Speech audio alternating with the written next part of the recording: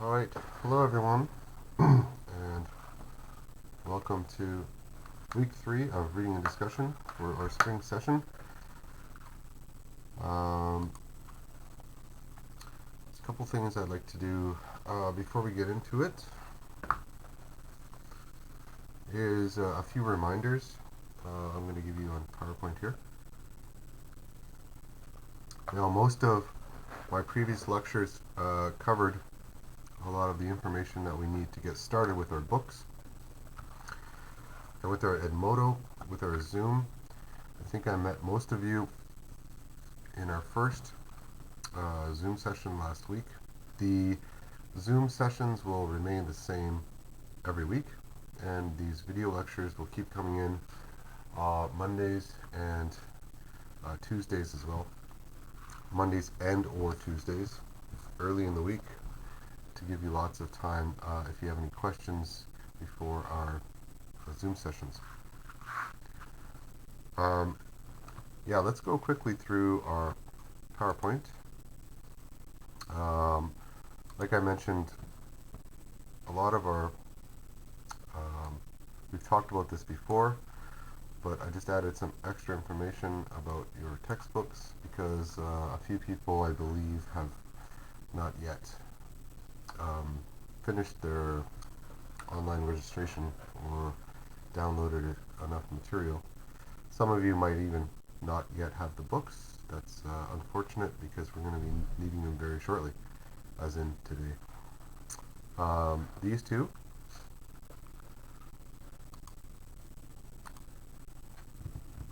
To register for your Q book, you need to go to the online practice, and you can follow the first inside the cover. Yeah. Follow the steps there. Again, we will not be using a teacher's room. We're going to be using self-study alone, so you won't need a teacher's code. I will be asking to see just some screenshot or a picture of your grade book, which is part of self-study as well. We have a lot going on outside of registering for another classroom for our textbook. Don't worry about that. Just go through the process of registering your Oxford ID. Okay. And you have your own code underneath that black sticker there. You have to be careful. It's your password must be a minimum of 6 characters, and it has to include at least one lowercase letter, okay, small letter, small English letter, and one uppercase letter, okay, one big letter with no spaces between any of those characters. All right, complete your registration, and you can sign in and fiddle around with all of the extra work that is given to you. But it's basically to reinforce what you've learned through the student book. Now, for your listening practice book, okay, A1, go to ybmbooks.com.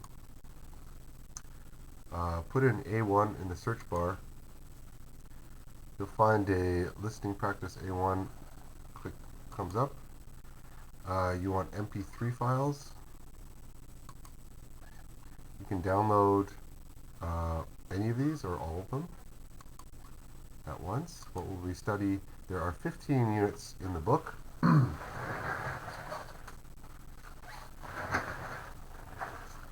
Okay. Each unit has 4 parts. Part 1, 2, 3, 4. We will only be studying 8 units because that's all we have as well with our Q skills.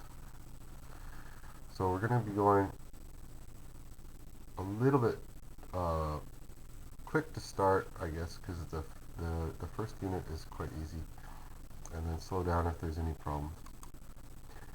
but we will be studying half of these units, hopefully before we get halfway through the course, and finish 8 units at least before we get to the final test week. Alright, so part 1 is select the best answer to match the picture. Part 2 has A, B, or C answers that you can match with the question or the statement.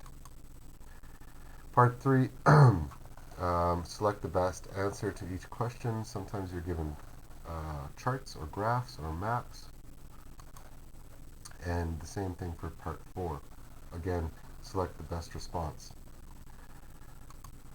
So when you download the audio files, you should listen to part 1 and part 2 once, because they're quite simple. But if you'd like, with 3 and 4, they could be worth listening to twice. I find it's good for review. Listen to them twice because you have the time. During the test, you might not be able to listen to them twice. Or if you're doing a TOEIC test or an IELTS test for that matter, you probably won't be able to listen to the same descriptive narrative twice. But in the case of you at home self-study, I would recommend listen to parts 3 and 4 twice, because they're a bit more difficult than parts 1 and 2. You can check your answers using the book, because it has 2 parts to this book. One of them is the dialogue for study, and the other part is the translations into Korean and the answer key. So even if you are not fluent in Korean, if you're an international student, you can still see the answer key. Okay, so you have all the answers with this book. Some advice: you should be able to complete each unit at home, self-study, just like everything else. But try to do it with the other book. Unit 1, both books. Try to get, don't fall behind on either of the books, right? Another piece of advice is, if you make a mistake in your listening practice book, don't erase your mistake, because you should be able to review later before the final test, and see exactly where you did make mistakes, okay? So you can go back and concentrate on those ones, so you won't be making the same mistakes on the exam. Alright. Some more advice: there's a lot of different accents, okay, from different people around the world. There's British English, American and Canadian English, okay, there's Australian English, and there's different kinds of accents. So you'll be able to listen to different people speaking English in different ways. It's a good thing to do. It's okay to make mistakes. If you understand what went wrong when you were listening, then it'll be okay. You'll do better next time. Do your best. Don't forget, you need the book right now. You'll need it from this week forward, and you can buy it online or at the university bookshop. I understand that there might be a few foreign students that are having difficulty with getting this book. I can't help you a lot more than I already have. I hope that you're able to contact the university bookstore or contact ybmbooks.com, explain your situation, and see if there is a workaround. As a professor, I'm not allowed to scan the pages for you or bootleg the book for you or anything like that. You're going to need to find a workaround,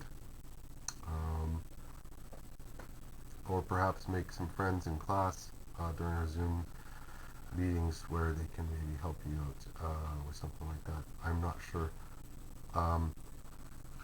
But anyways, this is part of going to school is you need your books. Okay, so everyone make sure that you have them as soon as possible, or if you don't already.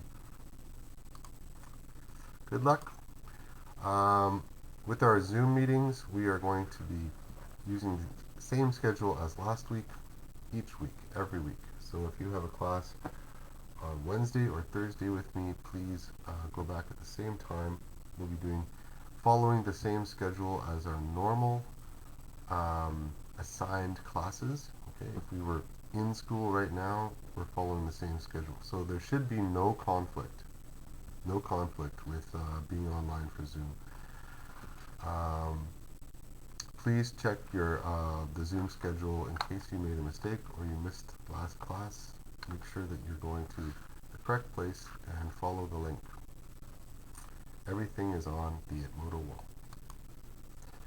wall. The classroom etiquette for Zoom, we've talked about this already, but just a friendly reminder, please try to stay out of coffee shops because there's a lot of background noise.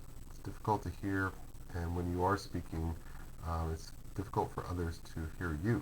Also, it's not safe to wear a mask in public, so not yet. So please be careful to find a nice, quiet place.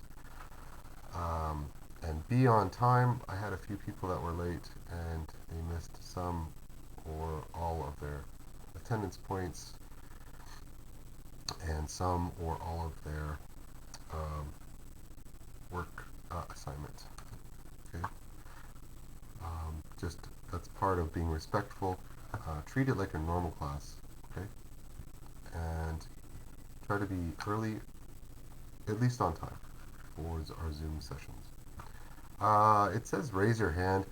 I know that I have 2 screens for each class now, so it might be difficult. You could shoot me a message just saying, teacher, can I ask you a question in Zoom? And I don't look down all the time at my messages while I'm talking, but I will see it eventually. Or you can wait for a break in class and you can ask me a question then. When myself or another student is not talking at that time, you could just say teacher, and I will listen for you. Okay. It's always good to ask questions. It's not an interruption if it's timed correctly. If you do have other questions, yes, my email is flooded already. I've got a lot of people asking questions. I would prefer you use Edmodo. You just send me a private message, okay? Anything that you need to talk about. Please remember, I've got this year. I've got more students than I've ever had in my entire working career. It's just for some reason, and it's also very difficult to get all the grading done, the prep, the lesson prep, and everything done on time. So if you do have a last minute question or request, and I don't get back to you because it's late at night or something like this, you have to understand this might take a while to get back to you, but I'm trying my best. Okay? Anyway, I will get into our next part, which is our first chapter of our book, Q Skills for Success. Just a moment. All right. So once you've got your book in front of you, you'll want to turn to page 2 in your student book. This is what we're looking at here.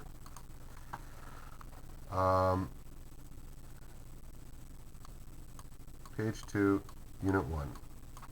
And the title of this unit is Sociology. What does that mean? Well, sociology, let's break it into 2 parts. ology, okay, is, I believe it's Greek or Latin.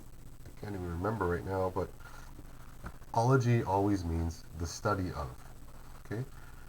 And socio is, you might have heard words like social, okay, or society. It's actually the study of society. Um, you might have heard other words that end with ology, like psychology is the psyche, the study of the psyche. Uh, Biology is the study of life. Okay, um, those are different kinds of areas of study for usually for subject matter. Okay, so if you've taken a biology class, you might have learned about how to dissect a frog, or photosynthesis, or how things work in nature. Sociology is the study of society and how society works. Um, so we're going to be looking at different areas within this context. Critical thinking will be identifying a causal chain. Okay, don't worry about this yet. We'll see examples very soon. We'll be reading about main ideas and supporting details.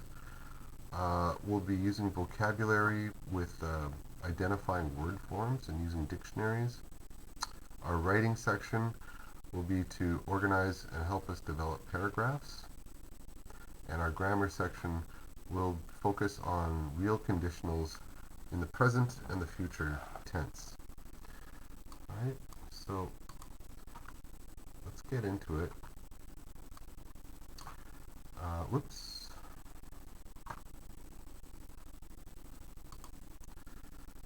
Alright. How do you make a good first impression? Okay, in this case, make sure that it's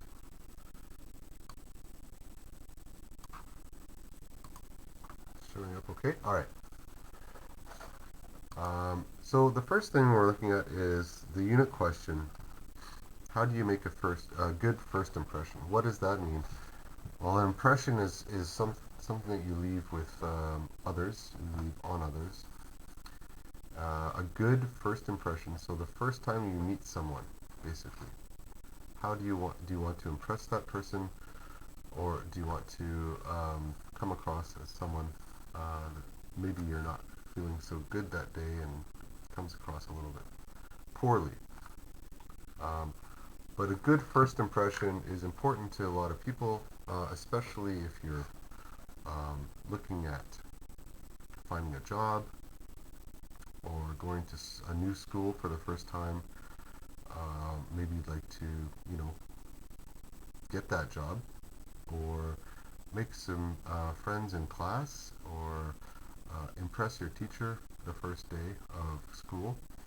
A good first impression is important to many people because you don't want to come across less than what you would expect to be treated, right?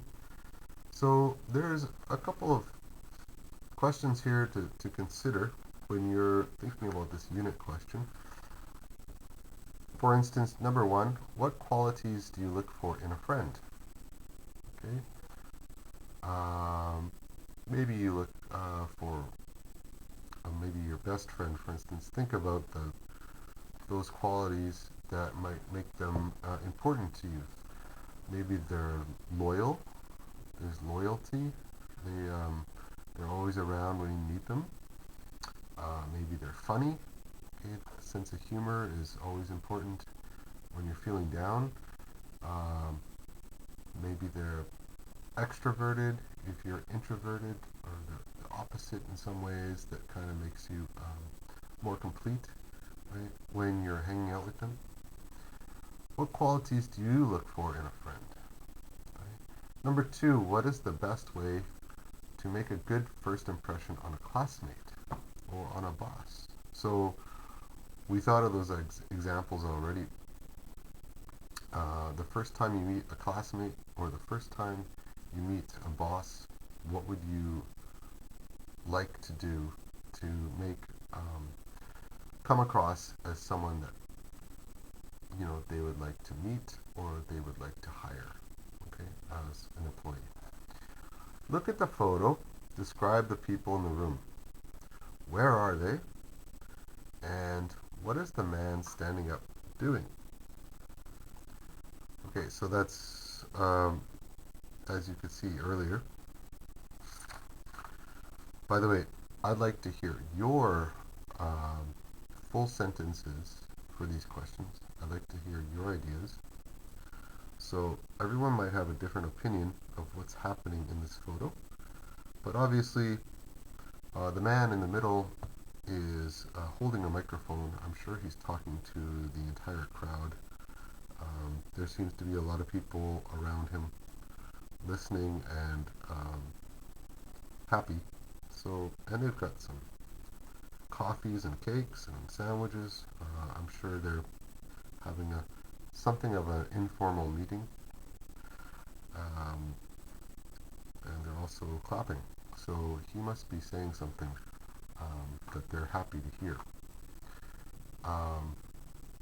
Can you tell me what do you think? You might have a different idea than me of what's actually happening in the room. Alright, let me get into this one. Now we have a listening exercise. We're going to listen to the Q Classroom Online and complete the chart, okay, here.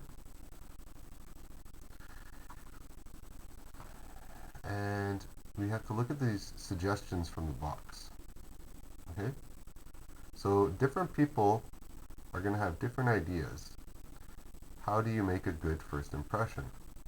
One's been done for us. Marcus has told us that to make a good first impression, he likes to comb his hair and wear nice clothes. Okay, so he looks presentable.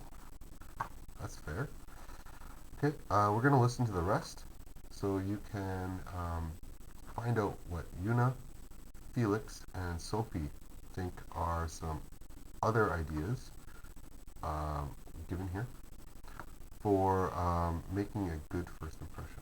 Here we go. Unit 1, Sociology. The Q Classroom. Today we are beginning Unit 1. Every unit in Q starts with a question. As we go through the unit, we will continue to discuss this question. Our answers may change as we explore the topic. The question for Unit 1 is, how do you make a good first impression? What do you think, Marcus? When you want to make a good first impression, what do you do? I dress sharp. I wear nice clothes, shine my shoes, comb my hair, that kind of thing. Okay, so you dress to impress. What else can you do to make a good first impression? Una, how do you make a good first impression? Be polite. Smile. Very important. If you smile, people will know you're friendly, right? Felix, how do you make a good first impression? Well, I pay attention to people. I listen to what they say, remember their names, and the things they tell me about themselves. I think that makes a good impression on people. Everyone likes someone who pays attention to them. So, we've got dressing well, smiling and being polite, and paying attention to people. Sophie, anything to add? How do you make a good first impression? Confidence helps. If you look people in the eye and speak confidently, people will think well of you. If you look down and act nervous, people will think you're shy or uncomfortable.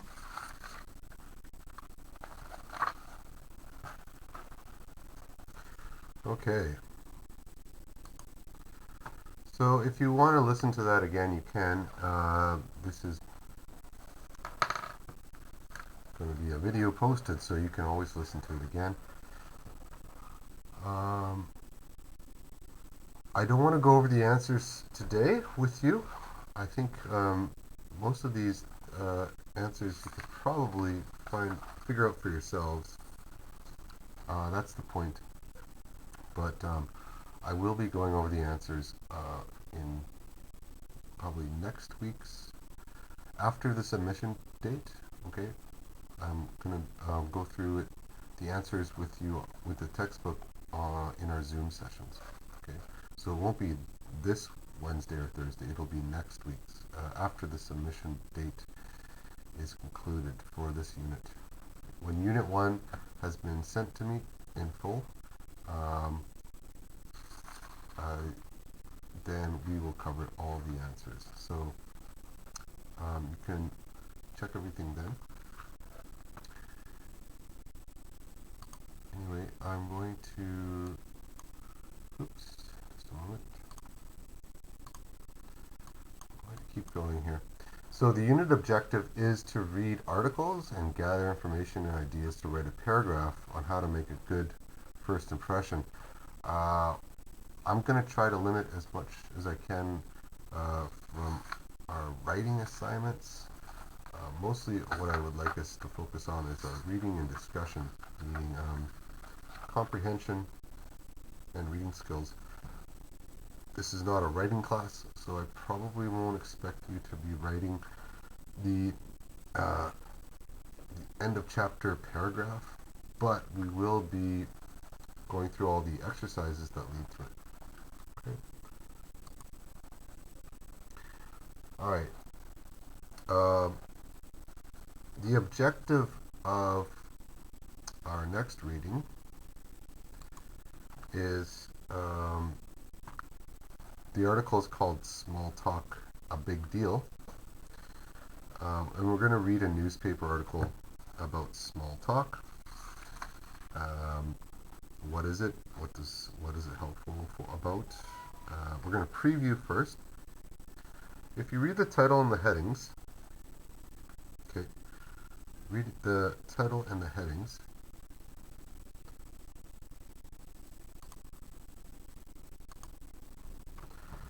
And look at the photographs. So when we check the next page, it says the title, Small Talk, a Big Deal. And there are headings such as New Friends and Jobs. And we see a photo of a couple ladies sharing a cup of coffee. Okay. Now, what do you think small talk means based on just that small bit of information? Next, there's a quick write.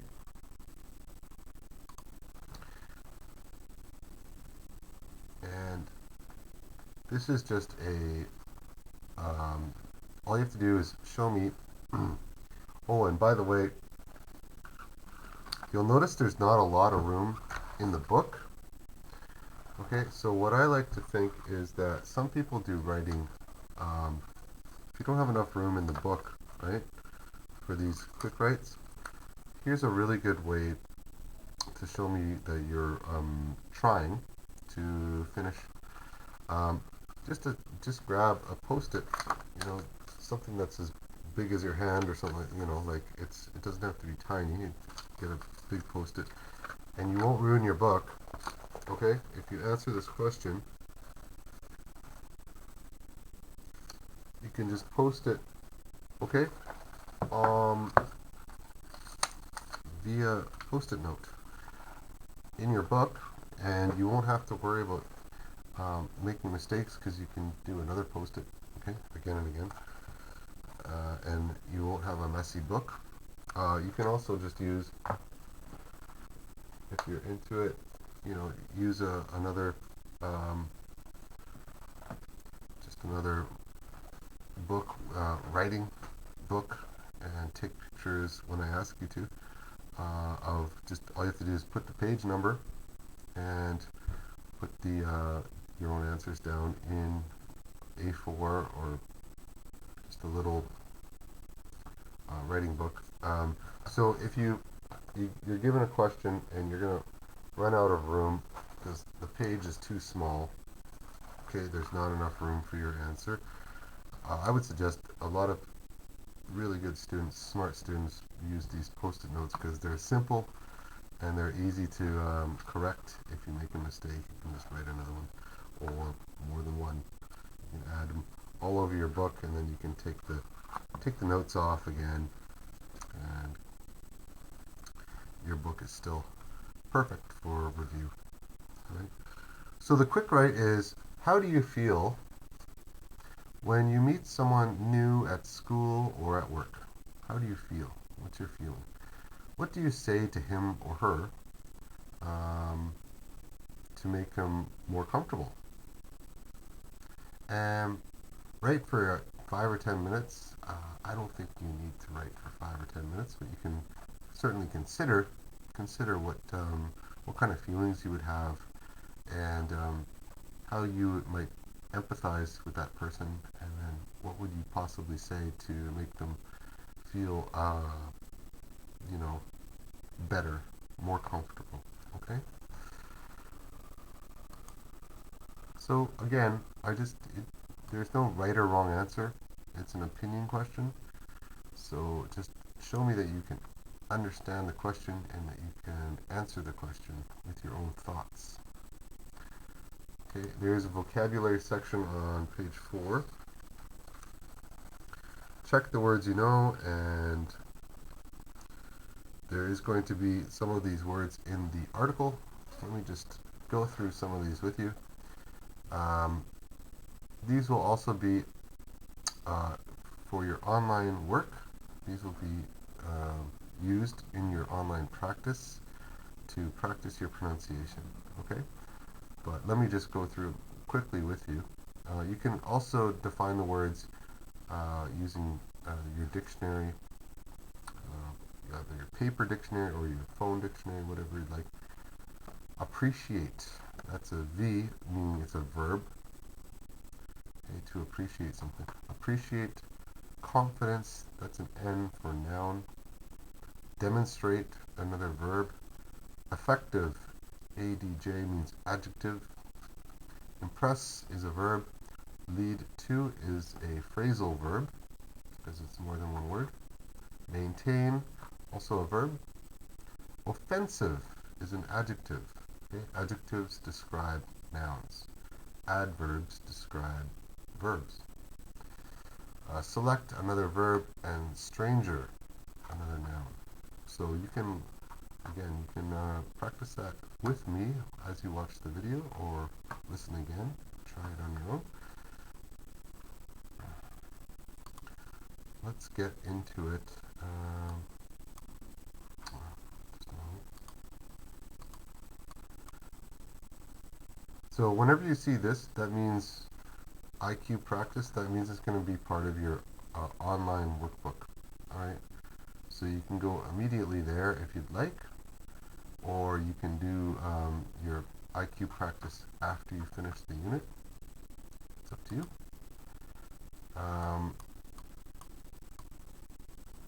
So we have, actually, if you look at this full page, I'm going to go slow today because it's our first time. You'll notice here's a volume icon because we're able to listen to it. And we do have a 1, 2, 3, 4 paragraph article that we're going to listen to. And even on the bottom, we're given some footnotes, okay, 1 and 2, that define this phrasal verb and promote. So we're going to read the article. You don't have to gather information, just listen carefully. Unit 1. Reading 1. Small talk. A big deal. Put a group of strangers in a room together, and they'll probably start a conversation. Hot today, isn't it? One might say. You said it, another replies.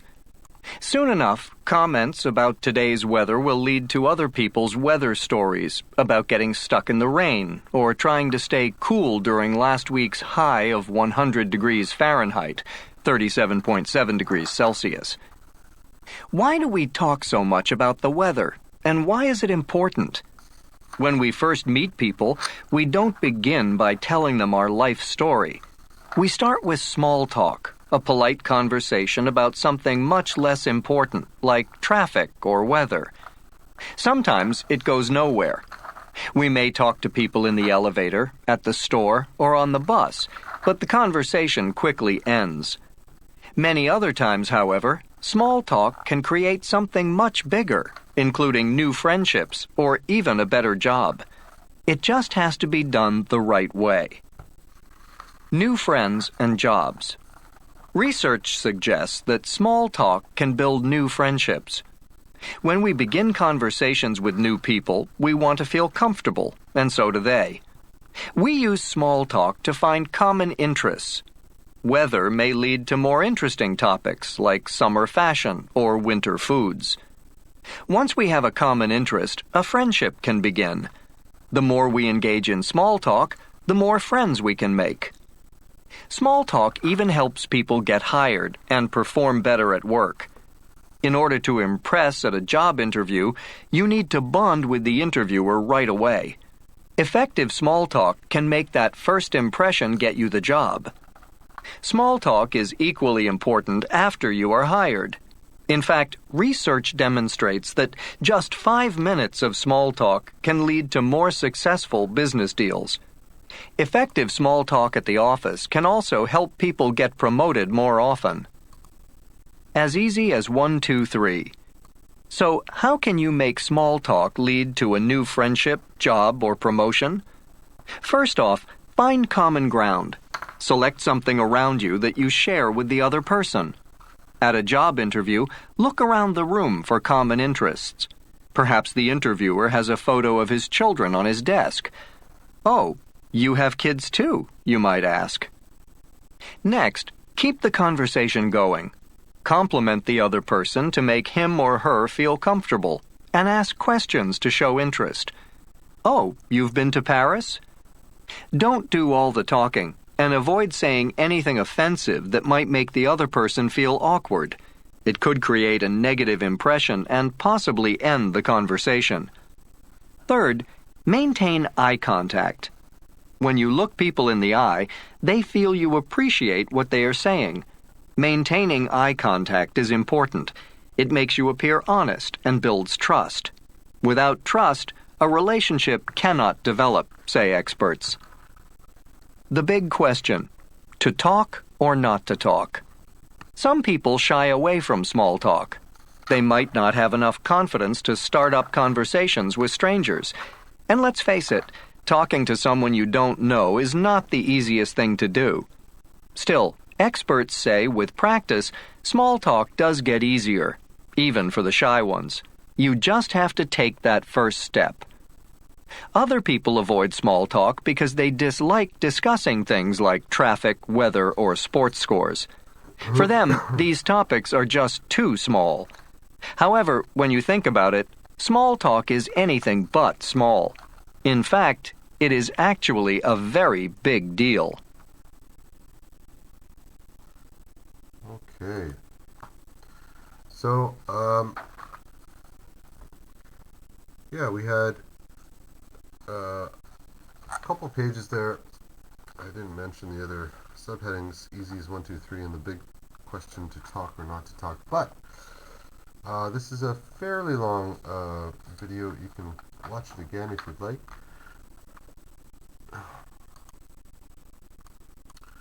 And there are some more footnotes here, 3 and 4, to complement and to develop. Okay. Both are verbs. There is a vocabulary review. So basically what they want you to do is take a look at the words in each sentence. Okay, there's a word in bold. So the first sentence here: I thought I saw a stranger standing in front of my apartment building. But then I realized it was my friend waiting for me. Stranger is the word in bold. Right? And they've given us the answer here. If we go down here and look at F, already crossed out here, a stranger is noun. A noun. A person you do not know. Okay? So a friend you know. A stranger is someone you do not know. Now they want you to do the rest for all the way to 10, okay, using the letters here, A to J, so that you are able to understand some of this vocabulary a bit more. So we're looking for the bold words, the words in bold: demonstrate, confidence, effective, lead to, select, appreciate, impress, maintain, and offensive. Which of these letters matches its definition? What does it mean?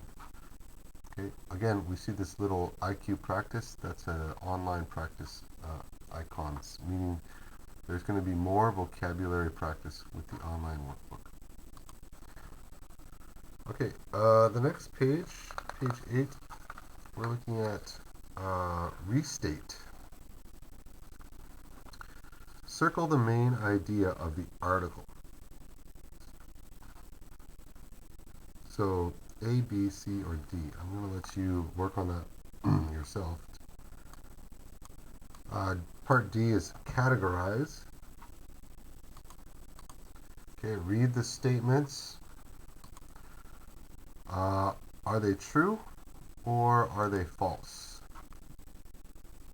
Yes, this is correct, or no, it's not. Every false statement, you need to correct it. Okay, so you have to make it true according to the article. So if you do agree, people do not usually talk about their personal lives with strangers. Is that what the article said? If yes, then it's true. If no, then it's false.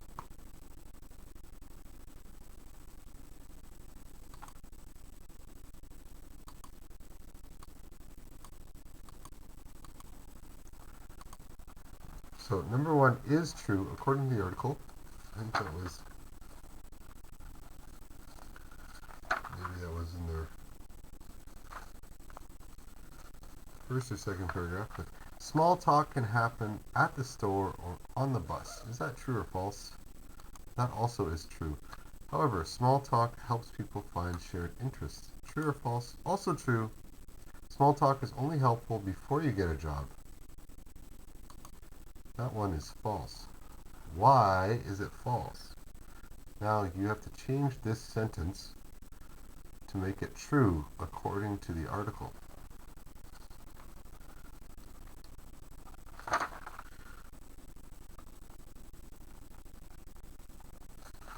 So you're going to have to read through the article and find something very similar to what this statement is mentioned that is dissimilar or the opposite of, to make it true. Okay, that's enough answers for you here. I want you to work through those yourself. Oops, just a moment. If you are looking at the next part, E, read these sentences from reading 1, okay, from the article. Then answer the questions. Find the sentences in the reading to help you. So put a group of strangers in a room together and they'll probably start a conversation. Who does they refer to? Here, they will, okay, that's a couple of words put together. They will probably start a conversation. Who does they refer to? And that, we can find that in paragraph 1. So if we go back to the start, paragraph 1, the first one. Hot day. Hot today, isn't it? One might say, you said it under the replies. Okay. Who does they refer to? Let me help you with the first one.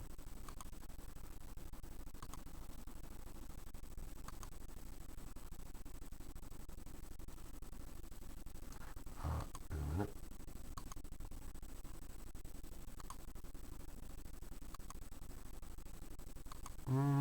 Oh, that shows you everything. Okay. That was terrible. Just a moment. And we go back to this. Hold on a sec, guys. Anyway, I don't want to show you all the answers, but you got those ones. They refer to the group of strangers. Now,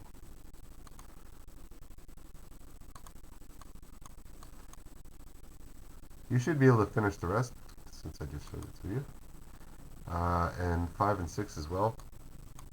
Okay, causal chain. They're talking about this in page 9. Is a series of causes and effects. Okay, something happens and something else will happen because of it. So if you organize your ideas in a causal chain, you can see how events affect each other. Okay, this is not necessarily a list of time events. It's usually between relationships. And there's another IQ practice here. If you read paragraph 3 of reading 1, you can find out what this causal chain, okay, just from paragraph 3, is organized, how this is organized in the paragraph. Okay, what happens first, what happens next, etc. The author also suggests that there is a wrong way to use small talk. Okay, you do not need to write this paragraph, okay, because we will not be able to share this much information with each other. But there is a practice icon, so you can get some more work done online for your workbook. Discussions on page 10. Write what you think. When was the last time you used small talk? Describe the situation. And do you agree with the author that small talk is a big deal? Why or why not? Again, you might not have a lot of room, so please, in your textbook, so please use another piece of paper or post-it to show me what you think with a sentence or two. You do not need to write a paragraph response. You do not, but we can talk about paragraphs. Paragraph is a group of sentences about the same topic. The main idea is usually given in the first sentence. This is called a topic sentence. Sometimes the topic sentence can be the last sentence or the middle of the paragraph, but all of the other sentences around a topic sentence are supporting sentences, such as examples or details, explanations or facts, reasons or definitions. Identifying main ideas and supporting details is an important skill that will help you become a more effective reader. When you read, skim for main ideas and scan for details. Okay, that's a good one. Skim for main ideas and scan for details. Just like when you're reading a newspaper, okay? A newspaper article. Nobody picks up a newspaper, okay, a daily newspaper, and reads from the top all the way to the bottom from page 1. Okay, people pick up a newspaper and they are looking for their favorite section. Okay, maybe they want to figure out first thing in the morning, maybe they want to check the weather, so they will open the newspaper and look for the weather section. Okay, so that's basically skimming through the newspaper, looking for the weather, and then they can scan for their city. They can scan what the weather will be like for their for the day. Okay. Same with, like, if you pick up and you missed the game last night. You want to know who won the soccer game. You look for the sports section. Okay. The main idea was the sports section, and then you're looking for your favorite team. So you're scanning for details. Right? Again, we're looking at MI, main idea, and SD, supporting details. Okay, so you can go through paragraph 3, 4, and 5 and tell me what is the topic sentence, the main idea, and what are the supporting details around that.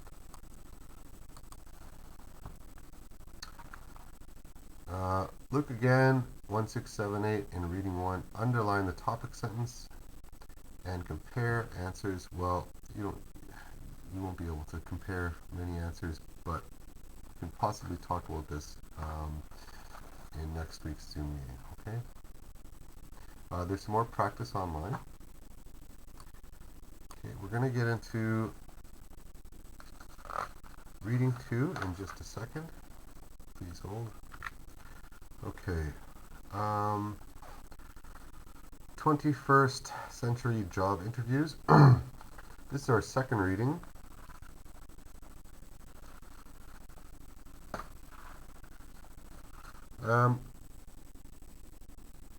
We're probably going to be looking at this a little bit quicker,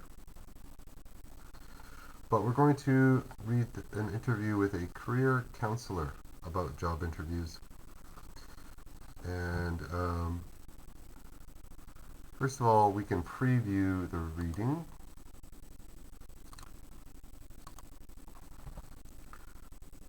Okay. Just put this over a bit.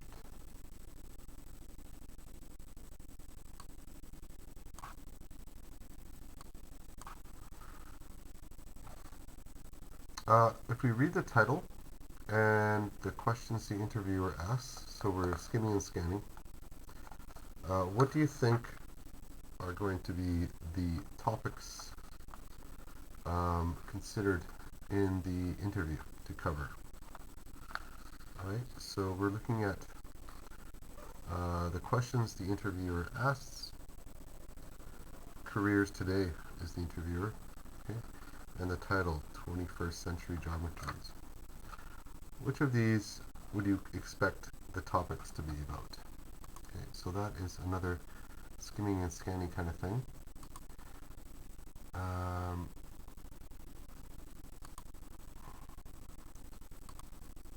Let's go down a little bit. Here's another quick write.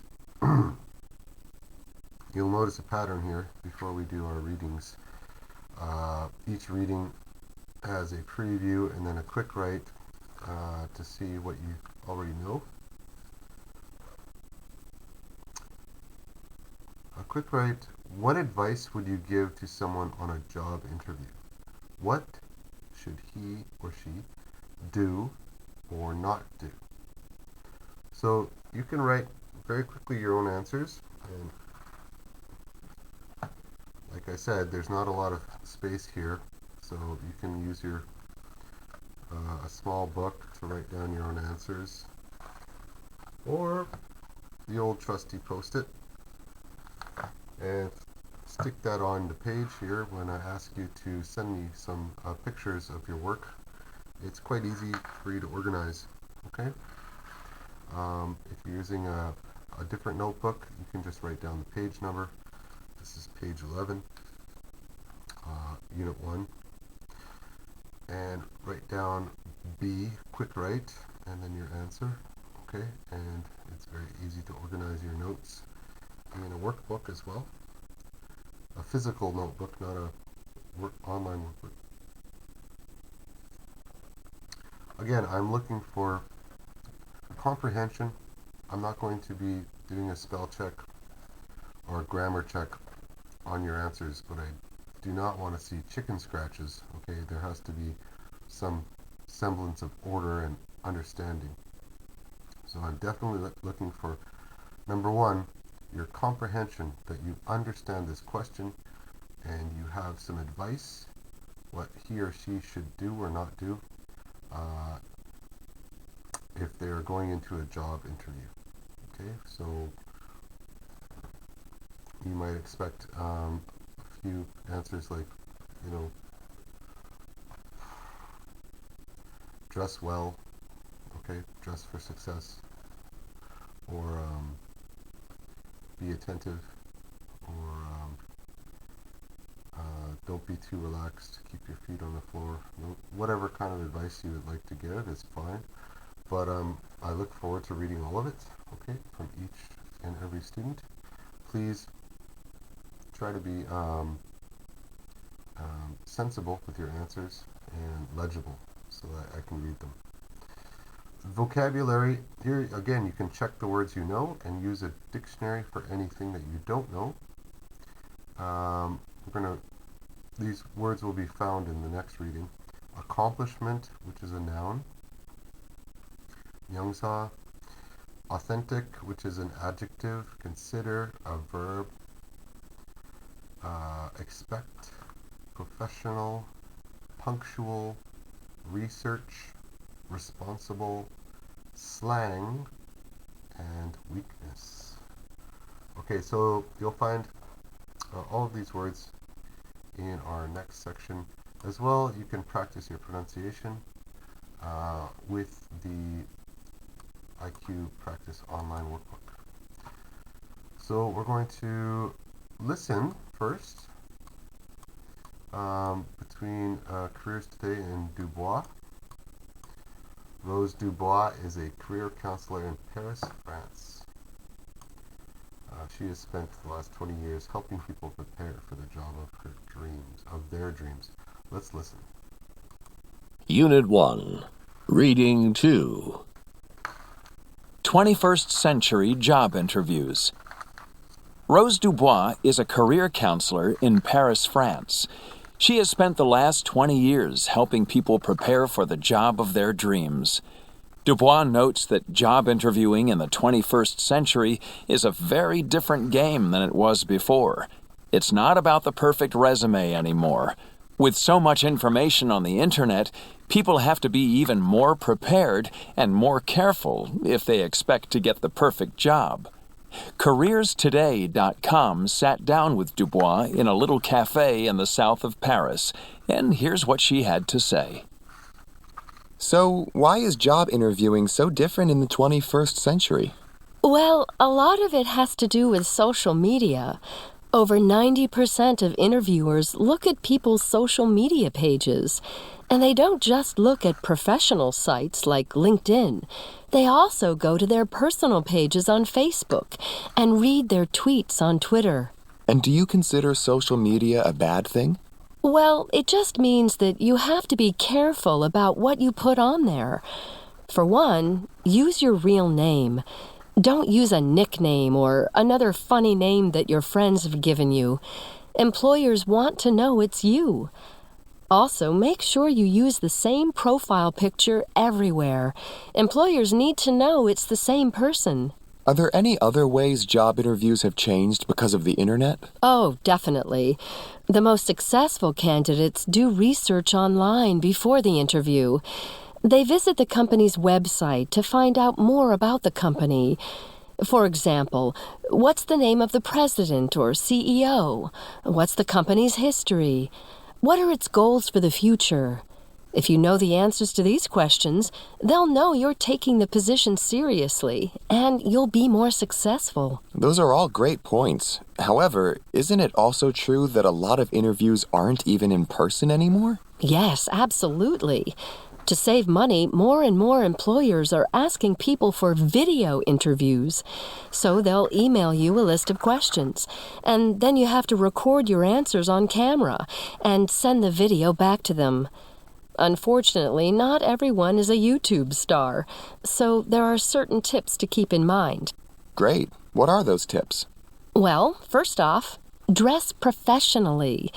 Wearing business clothes, like a nice suit, is a great way to impress. Don't just wear a t-shirt and jeans. And two, watch how you talk. If you talk too fast, they won't understand you. If you're too slow, they'll get bored. You should also avoid using any slang or bad words. They won't impress anybody. And how can people prepare to make the video? Practice, practice, practice. Practice your answers off camera lots of times before you put them on camera. You can write them down so you know what to say, but don't read them when you make the video. You want to look as natural as possible, and if you read them, it won't look authentic. And when you do record the video, make sure there's enough light. It makes a bad impression when the interviewer can't even see your face. Well, a lot really has changed in the 21st century. Is there anything that hasn't changed, that's still the same? Oh, sure. During the interview, don't be afraid to sell yourself. Talk about your accomplishments. Employers still want people who are confident in their abilities. But also, be honest about your weaknesses.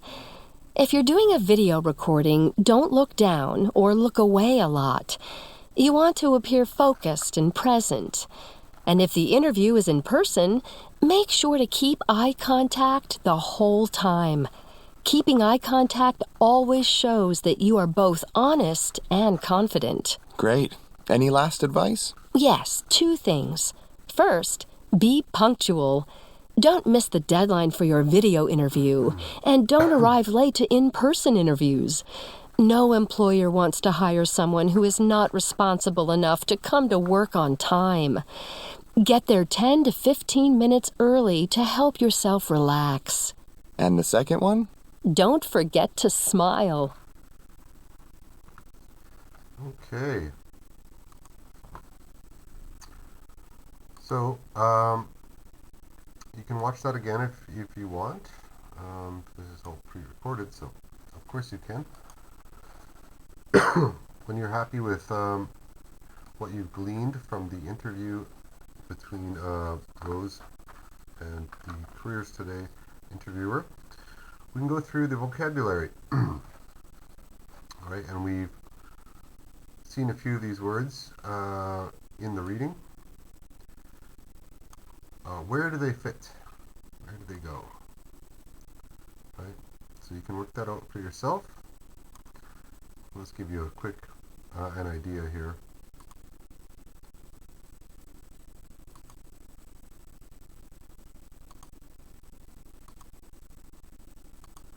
Authentic. The job interviewer didn't think that Scott was very authentic. He didn't keep eye contact, and his answers didn't seem natural or honest. Okay, authentic. What does that mean? Okay, so you have to kind of work through the answers by yourself. Okay, we'll go over these together after you've tried it yourself. Not today. But there's another IQ practice. That means there's more to do online with the same topic. Page 15, we can see there's a T chart here. We can use information from the article. Do, things that we should do at a job interview, and job interviewing don'ts. So do be careful on social media. Don't use a nickname on social media. Okay, do's and don'ts. You can finish that chart with your own ideas from reading 2. Categorize. Read the statements and write true or false. And again, every time you see a false statement, we need to change the sentence to make it correct. Alright? To make it true. Just like reading 1. Investigate. Match the main ideas with the correct supporting details. Okay? So we have supporting details below. Where do they belong with these 8 main ideas? Alright. Work with the video is on page 16.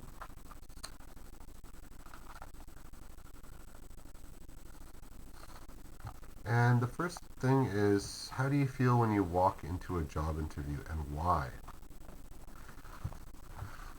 Again, you can write down your own ideas.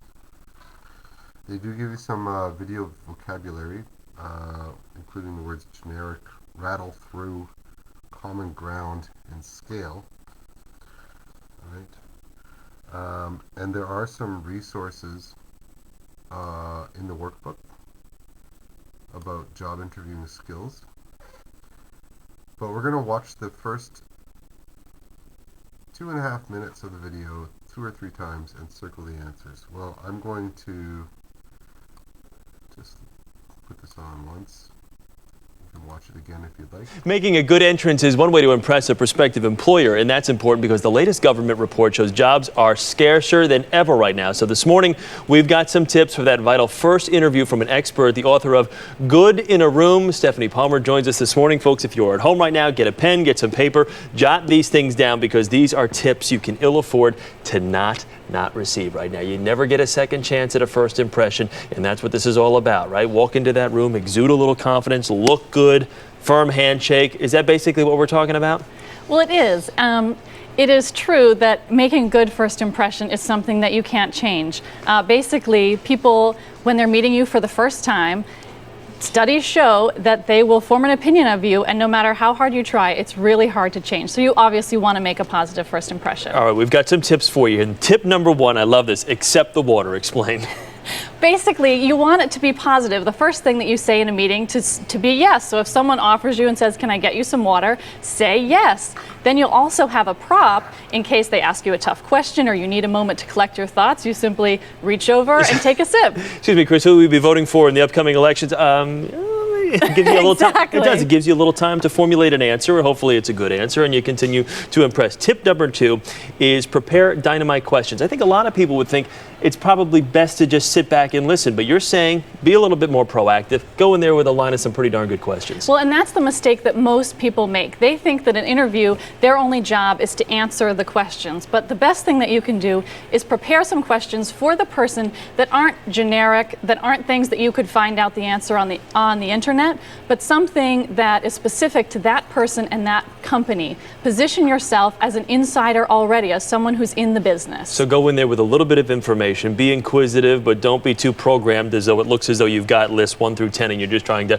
rattle through questions. Yes, interrogation is definitely not the way to be good in a room. Now, this is what I like. Look for common ground. When you're going in there, just make sure you're kind of scaling the room a little. If you see some golf trophies or something in a prospective employer's office, find some of that common ground. Establish a little, I guess, personal identity with the person. Exactly. Do research ahead of time, but also when you're in the room, see if there's something that you have common ground, because if you can have a topic that you both share, a shared experience, like you're both parents or you both went to the same school, it's so much easier to have a more natural, connected conversation. Okay, tip number 4, be in sync. And we're, of course, not talking about being part of a boy band. You're talking Right. something more to this? You want to match their tone and pacing. So it's not just that everyone knows to wear the right clothes so that it looks like you're part of the company, but you also want to show that you fit in. So have your communication style be in a similar pace. If they're fast, you can up your energy, or if they're more laid back, lay on the gas a little bit and match their communication style. Do you have some people, though, that find it a little difficult because you're a little nervous, especially in this job climate right now, because so much is riding on getting a job once you get that interview, to think of all these tips and to be kind of surveying the landscape in the room and the temperature of the room, all those things. It's got to be a little tough for people. It is tough, but anyone can be good in a room if they learn to some of these simple tips and learn to navigate the 5 stages of every successful meeting. Okay, tip number 5, and this is the biggie. You say, like a Hollywood movie, save a big surprise for the end. Big finish, right? Well, like any movie that has a great twist, it's what people will talk about when they leave. So if there's a way that you can bring a call back to something that you talked about earlier in the meeting, or a great piece of research or an article that you found, bring that up at the end and it'll be much more easy to transition out of the meeting on a positive note. Oh, so when you're talking about big Hollywood ending, you're not talking about like the ending From Here to Eternity or anything along those lines? No, I would definitely not No recommend beach setting, that. no waves crashing up. No, All but right. if you can make a great impression, that's what being good in a room is all about. Okay, Good in a Room. Stephanie Palmer, thank you very much. Go get the book. Some great tips. We do appreciate it. Thank you. And the CBS Evening News with Katie Couric will have much more on the job struggle next week in a special series, Hard Times, Good Jobs. Tune in for that as well. We'll be right back after this. Okay.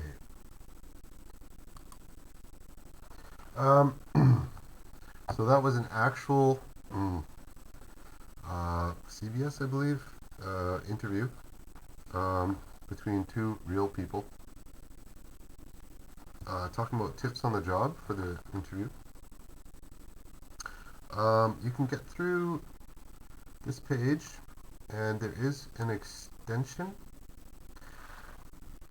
What are some other mistakes people can make at job interviews? You actually might have space to write your own answer there, but it's up to you if you'd like to share with another book, or another piece of paper, and keep your keep your book as clean as possible. That's fine. Okay, but I would like to see that you are considering this question, and you have at least a sentence or two to add some other mistakes that people could make at job interviews. Just show me that you comprehend, that you understand the question, and you're able to discuss it. Okay? This is reading and discussion, so I'm looking forward to your answers again. Let's get into the next page quickly. This is a section called Write What You Think. And they're talking about synthesizing readings 1 and readings 2 with the unit video that we just finished. Okay, choose one question and write a paragraph in response. So there are 2 questions. Again, I'm not looking for a large paragraph, but something that can fit on the page.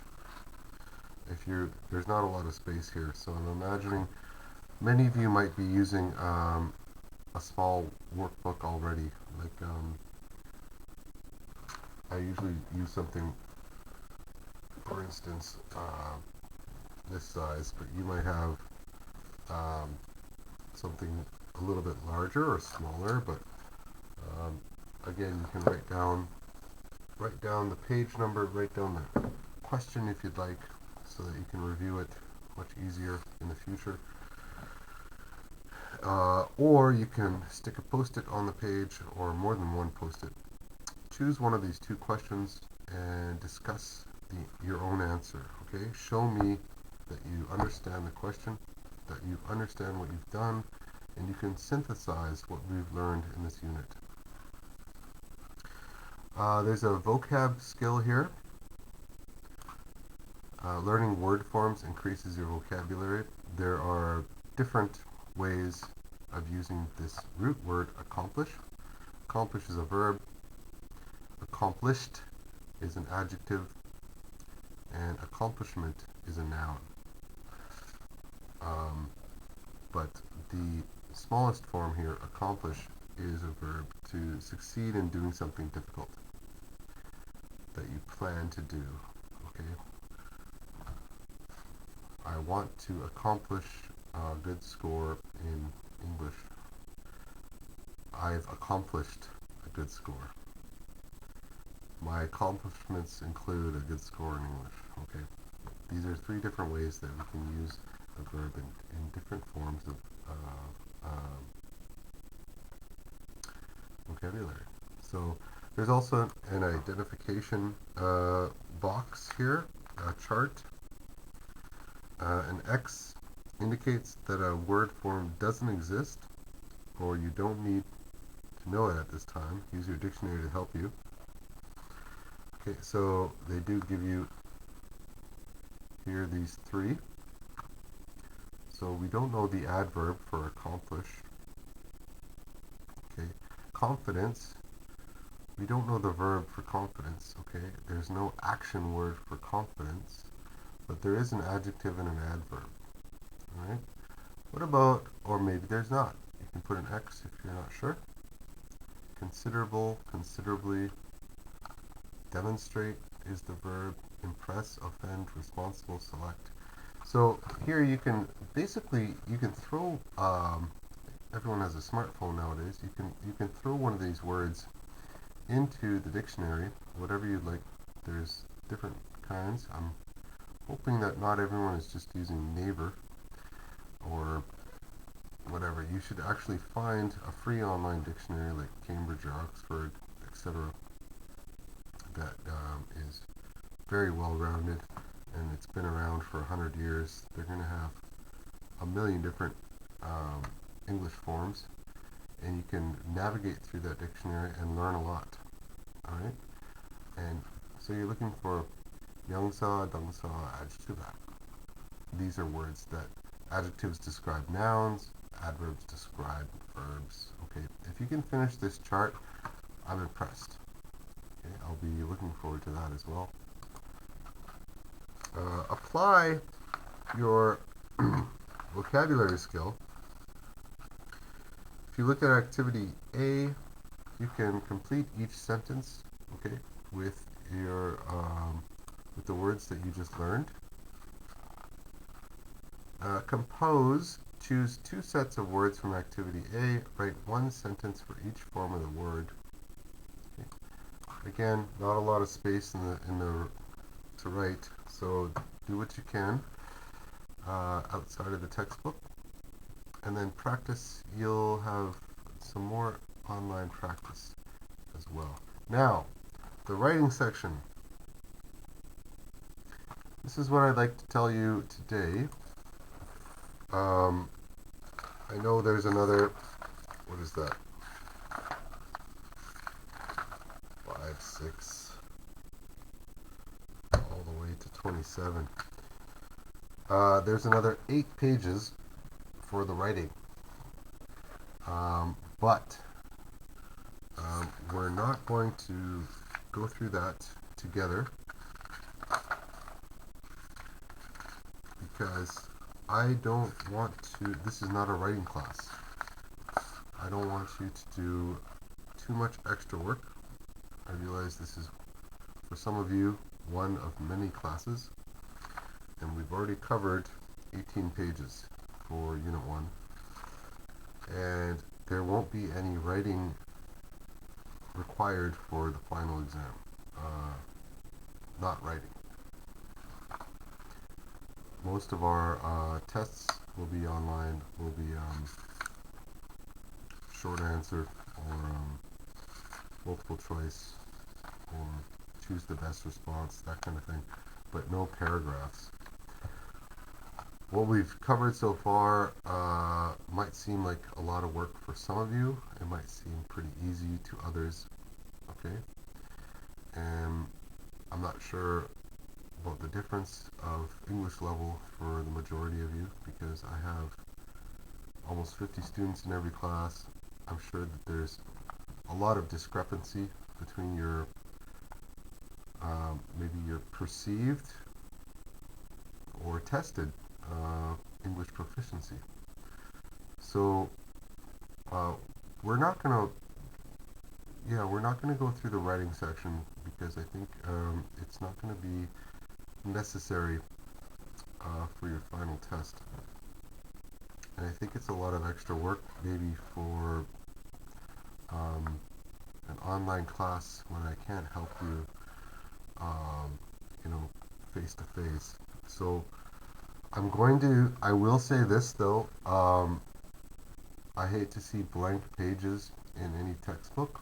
For those of you who would like to practice your writing and finish Unit 1 in its entirety, finish these few pages that are left to improve your writing skills, then yes, of course you should.